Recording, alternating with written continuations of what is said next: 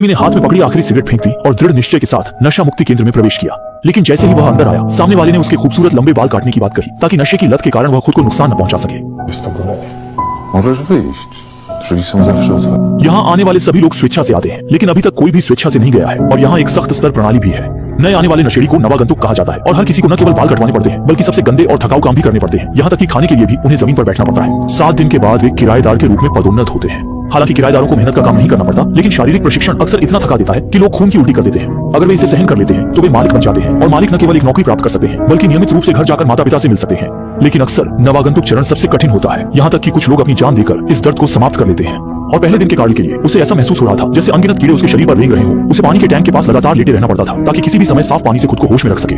रात में जब वह सहन नहीं कर पाता तो वह अपनी प्रेमिका की तस्वीर निकालता है, खुद को प्रेरित करता है कि उसे जारी रखना है। और कार्ल ने दूसरे दिन शारीरिक प्रशिक्षण में भाग लिया, लेकिन लंबे समय तक नशा करने से उसका शरीर कमजोर हो गया था। कुछ कदम दौड़ने के बाद ही वो थक कर गिर जाता था। कोच ने उसे सामान पैक कर घर जाकर मरने की सलाह दी, इस अमानवीय यातना को छोड़ने के लिए कहा। लेकिन अगले ही पल कार्ल फिर उठ खड़ा होता है, थके हुए शरीर को घसीटते हुए आगे दौड़ने लगता है क्योंकि उसके दिल में नशा छोड़ने की मजबूरी है। उसे एक पुरुष की जिम्मेदारी निभानी है।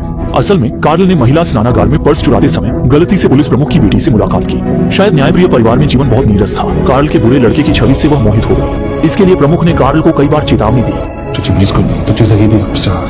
Rozumiesz? लेकिन विद्रोही द्वार में उसकी बेटी पिता की नेक सलाह को सुनने के लिए तैयार नहीं थी। पिता के रूप में वह इस बदमाश से नफरत करता था, यहाँ तक कि पुलिस स्टेशन में कार्ल पर निजी हिंसा का सहारा लिया, लेकिन हर बार उसकी बेटी उसे बचा लेती थी। अंततः वह भी कार्ल की तरह नशे की लत में पड़ गई। सिगरेट के जलने से हाथ में कोई दर्द नहीं होता। जब तक वह पछताती तब तक उसने अपनी कीमती जवानी खो दी थी। कार्ल ने भी अपनी प्रेमिका के हाल के असामान्य व्यवहार को देखा। आगे बढ़कर पूछा तो उसे एक बड़ा समाचार मिला। Chodzi kurwa, że jestem w ciągu. Carl वहीं खड़ा रह गया। वह अपनी वर्तमान स्थिति में पिता बनने के योग्य नहीं था, साथ ही पिता बनने की खुशी भी महसूस कर रहा था। इसलिए वह घर भागा और अपनी माँ के साथ ये खुशी साझा की। लेकिन उसने देखा कि उसके पिता घरेलू हिंसा कर रहे थे। तुरंत आगे बढ़कर रोकने की कोशिश की। दुर्भाग्य से उसका कमजोर शरीर पहले ही कमजोर हो चुका था, यहाँ तक कि उसे भी उसके पिता ने पीट दिया। कार्ल का वर्तमान रूप उसके पिता की लगातार घरेलू हिंसा से सीधे जुड़ा हुआ है, क्योंकि कार्ल बचपन में न केवल पढ़ाई में उत्कृष्ट था बल्कि खेलों में भी पुरस्कार जीतता था। कार्ल ने बचपन में जीते पुरस्कारों की तस्वीर उठाई और दीवार पर फेंक दी। पिता पुत्र ने एक दूसरे की आलोचना शुरू कर दी। Tak nic byś nie osiągnął. Ty coś? जो सिर्फ हिंसा ही जानता था, ऐसा पिता कार्ल का मुकाबला कैसे कर सकता था? इसलिए उसने कार्ल को दी गई साइकिल को नीचे फेंक दिया। पिता पुत्र का रिश्ता पूरी तरह बिगड़ चुका था। इसके बाद कार्ल अस्पताल में घावों की सिलाई के लिए गया, लेकिन उसका असली उद्देश्य वास्तव में प्रतिबंधित वस्तुएं चुराना था। लेकिन वहां पहुंचे डॉक्टर ने उसे रंगे हाथों पकड़ लिया। परिणाम स्वरूप कार्ल पर मुकदमा चला और उसे जेल में डाल दिया गया। नशेड़ी वहां बहुत अप्रिय होते हैं। गैंग लीडर अक्सर उसे शौचालय पर रगड़ता था, लेकिन यह भी कार्ल के नशा छोड़ने की इच्छा के अनुकूल था। उसकी प्रेमिका और बच्चा उसके सुधार का प्रेरणा स्रोत थे। हालांकि इस दिन उसकी मां जेल में मिलने आई और उसे एक बुरी खबर दी। उसकी प्रेमिका पेट में पल रहे बच्चे को गिराना चाहती थी।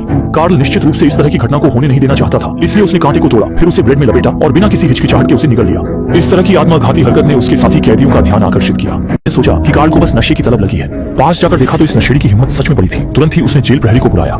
कार्ल भी अपनी इच्छा के अनुसार अस्पताल में भर्ती हो गया। डॉक्टर के ध्यान न देने का फायदा उठाकर उसने एक दयालु महिला डॉक्टर को धक्का दे दिया। लेकिन जब वह बाहर भागकर अपनी गर्लफ्रेंड को ढूंढने की तैयारी कर रहा था, तभी गर्लफ्रेंड के पिता ने उसे दीवार पर दबा दिया। उसने पहले ही कार्ल की चालाकी को भांप लिया था और गुस्से में उसकी पिटाई की। कार्ल की यह कोशिश भी पूरी तरह से विफल रही। आखिरकार 1 महीने बाद वह आधिकारिक रूप से जेल से बाहर आया और तुरंत ही अंडरग्राउंड पार्टी में अपनी गर्लफ्रेंड को ढूंढने गया। लेकिन अगले दिन उसने देखा कि दोस्त की ओवरडोज से मौत हो गई थी। हालांकि दोस्त का अंतिम संस्कार बहुत ही उदास था, केवल कुछ नशेड़ी और पादरी ही मौजूद थे। जाहिर है कि नशेड़ी को परिवार और दोस्ती का हक नहीं होता। कार्ल की गर्लफ्रेंड भी अंतिम संस्कार में आई थी। उसने गर्लफ्रेंड के पेट को सावधानी से छुआ, लेकिन गर्लफ्रेंड के पिता ने उसे गड्ढे में धकेल दिया और गर्लफ्रेंड भी बिना भाव के देखती रही। वह इस आदमी से पूरी तरह निराश हो चुकी थी। इस पल में कार्ल को पूरी तरह से एहसास हुआ, लेकिन यह चीज इतनी आसान नहीं है कि बस कहने से छोड़ दी जाए। न केवल ठंड से कांपता है, बल्कि जीवन समाप्त करने का भ्रम भी पैदा होता है। सौभाग्य से उसकी मां ने देखा और उसकी जान बचाई। इस बार अस्पताल में भर्ती होने पर वह डॉक्टरों के लिए नफरत का पात्र नहीं था, बल्कि मदद की गुहार लगाने वाला एक बेबस व्यक्ति था। इसलिए डॉक्टर ने उसे नशा मुक्ति केंद्र के दरवाजे पर भेज दिया। यही उसकी जान बचाने की एकमात्र उम्मीद थी। जब वह अंदर आया तो काम भी धीरे धीरे करता था। अक्सर कोच की गालियां सुनता था, लेकिन समय के साथ काम करना आसान होता गया। दौड़ना शुरू में कांपते हुए होता था, अंत में कोच के साथ गति की तुलना करने लगा। पुश अप्स पहले 10 करने में मुश्किल होती थी, बाद में 100 आसानी से करने लगा। कार्ल ने अपनी उत्कृष्ट प्रदर्शन के कारण किराएदार के रूप में पदोन्नति प्राप्त की। कोच ने उसे स्विमिंग पूल की नौकरी की पेशकश की, लेकिन कार्ल को तैरना नहीं आता था। इसलिए उसने पूल मालिक से तैरना सीखने की इच्छा व्यक्त की। मालिक जानता था कि भटके हुए व्यक्ति की वापसी अनमोल होती है। कार्ल भी एक प्रतिभाशाली और दृढ़ निश्चयी व्यक्ति था। कुछ ही दिनों में उसने विभिन्न तैराकी मुद्राएं सीख ली और एक बोतल शराब देकर एक बेघर व्यक्ति से एक साइकिल ले ली। ये उसका बचपन का सबसे अधिक पुरस्कार प्राप्त करने वाला खेल था। उसकी जिंदगी भरने लगी। सुबह दौड़ना, दोपहर में साइकिल चलाना, तैरना, पूरी तरह से नशेड़ी की छवि मिट गई। पिछले 1 साल के प्रशिक्षण के परिणामों की जांच करने के लिए कार्ल ने आयरनमैन ट्रायथलॉन में भाग लेने के लिए पंजीकरण करने की तैयारी की। कर्मचारी सोचते थे कि यह लड़का मजाक कर रहा है, सामान्य लोग भी इसे जारी नहीं रख सकते, और कार्ल तो एक नशेड़ी था। 700 मीटर तैराकी, 20 किलोमीटर साइकिल चलाना, 5 किलोमीटर दौड़ना। जब वह फिनिश लाइन पर पहुंचा, कर्मचारी पहले ही काम छोड़ चुके थे, लेकिन कार्ल बहुत खुश था। ये उसके जीवन के परिवर्तन की शुरुआत थी। कार्ल को इसके कारण अपने माता पिता से मिलने का मौका मिला। पुराने दोस्त ने दरवाजे पर दस्तक दी। कार्ल नहीं चाहता था कि वह पुराने संबंधों में उलझे, इसलिए उसने मां को थोड़ी देर के लिए मध्यस्थ बना दिया।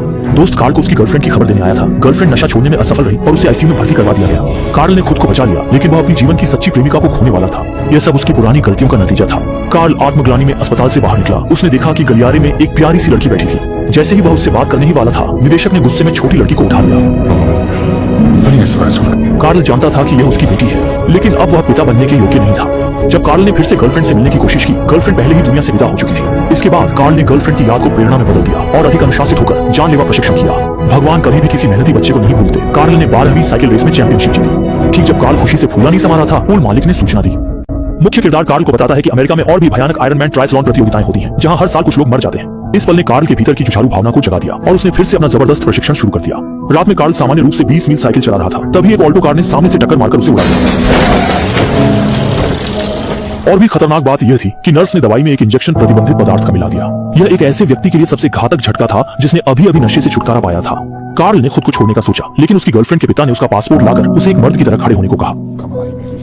हमारे जीवन के सफर में हमेशा कोई ना कोई ऐसा होता है जिसकी हम जान देकर भी रक्षा करना चाहते हैं, और कार्ल भी अपनी बेटी का रक्षक बनना चाहता है। इसलिए कार्ल अपने टूटे शरीर को लेकर फिर से खड़ा हुआ। बार बार गिरने के बावजूद उसने फिर से खड़े होने का हौसला नहीं छोड़ा। अब आइए हम कार्ल के पुनर्जन्म को देखें।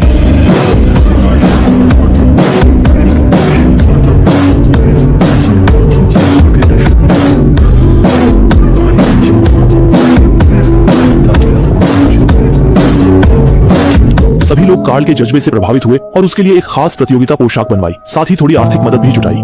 कार्ल उनके दिलों की एक रोशनी बन चुका था, लेकिन उन्हें यह नहीं पता था कि कार्ल ने चेंजिंग रूम में खून की खांसी की थी। महिला डॉक्टर ने उसे चेतावनी दी कि अगर वह जिद करके आयरन मैन ट्रायथलॉन में हिस्सा लेता है तो उसकी जान जा सकती है। लेकिन कार्ल को इन बातों की परवाह नहीं थी। वह अपनी बेटी का हीरो बनना चाहता था, इसीलिए वह जिम मालिक के साथ अमेरिका की यात्रा पर निकल पड़ा। ये एक दिल दहला देने वाली प्रतियोगिता थी, जहां सभी टॉप आयरन मैन एथलीट जमा थे। एक गोली की आवाज के साथ सभी लोग पूरी ताकत से नदी की ओर दौड़ पड़े। हर प्रतियोगी अपने सपने के लिए जी जान लगा रहा था। इसी दौरान कार्ल को समस्या हुई, सांस फूलने लगी और वह डूबने लगा। ठीक उसी वक्त जब वह लगभग डूबने ही वाला था, सौभाग्य से स्टाफ ने उसे कश्ती पर खींच लिया। लेकिन वह समय बर्बाद करने से डर रहा था। सिर्फ थोड़ी देर सांस लेकर फिर से नदी में कूद गया। किनारे पर पहुंचने तक वह 10 मिनट पीछे था। जिम मालिक को कार्ल की स्थिति का पता नहीं था और वह उसकी धीमी गति के लिए डांट रहा था। कार्ल बिना कुछ बोले चुपचाप साइकिल पर चढ़ गया और रास्ते पर निकल पड़ा। साइकिलिंग कार्ल की सबसे बड़ी ताकत थी। कुछ ही देर में उसने एक के बाद एक सभी प्रतिद्वंदियों को पीछे छोड़ दिया और आखिर में बहुत आगे निकल गया, क्योंकि साइकिलिंग से उसकी बढ़त बहुत ज्यादा हो गई थी। आखिर में दौड़ में भी वह अकेला ही चलता रहा। उसका अकेला और थका हुआ शरीर साफ दिख रहा था और अंत में वह लड़खड़ाता हुआ वहीं रुक गया। जिम मालिक कार भी वहां पहुंच गया। कार्ल के पैर छिलकर लहूलुहान हो गए थे। जिम मालिक ने जल्दी से पानी से कार्ल के पैरों के घाव धोए। फिर कार्ल ने चाकू से जूते में छेद कर दिया ताकि आगे के पैर की उंगलियां न छिलें। जिम मालिक उसे सहारा देना चाहता था, लेकिन कार्ल ने जिद्दी होकर मना कर दिया। धोखे से जीता गया पुरस्कार हीरो बनने के लायक नहीं होता। सच में एक जबरदस्त इंसान है। पैर बुरी तरह घायल होने के बावजूद सपने को नहीं छोड़ा और इस तरह कार्ल आगे बढ़ता रहा, दोपहर से शाम तक, शाम से रात तक। और जब वह लगभग फिनिश लाइन पर पहुंचने वाला था, चारों ओर सन्नाटा छा गया। उसका पुराना स्वरूप उसके रास्ते में खड़ा हो गया। Idź nie w tę stronę, Jurek. दोनों तुरंत आपस में भिड़ गए और बार बार कार्ल को बताते रहे कि वह गलत दिशा में जा रहा है। जब वह जमीन पर गिरा पड़ा, उसने अपनी गर्लफ्रेंड को बेटी के साथ दूर खड़े देखा, जिनकी रक्षा के लिए वह लड़ रहा था। जब शैतान ने फिर से मुक्का मारा, कार्ल ने उसका हाथ पकड़ लिया और एक घूंसे में अपने पुराने स्वरूप को खत्म कर दिया। रोशनी ने कार्ल के सामने वीरता का मार्ग प्रकाशित कर दिया। भले ही अतीत में कुछ शर्मनाक घटनाएं रही हों, लेकिन बदलाव के लिए साहस से कदम बढ़ाने पर लोगों की तालियां मिलती हैं। कार्ल फिर से जमीन पर गिर पड़ा। तीनों खेलों में उसने अपनी सारी ताकत झोंक दी थी, लेकिन फिनिश लाइन की दिशा में वे लोग थे जिनकी रक्षा उसे भविष्य में करनी थी।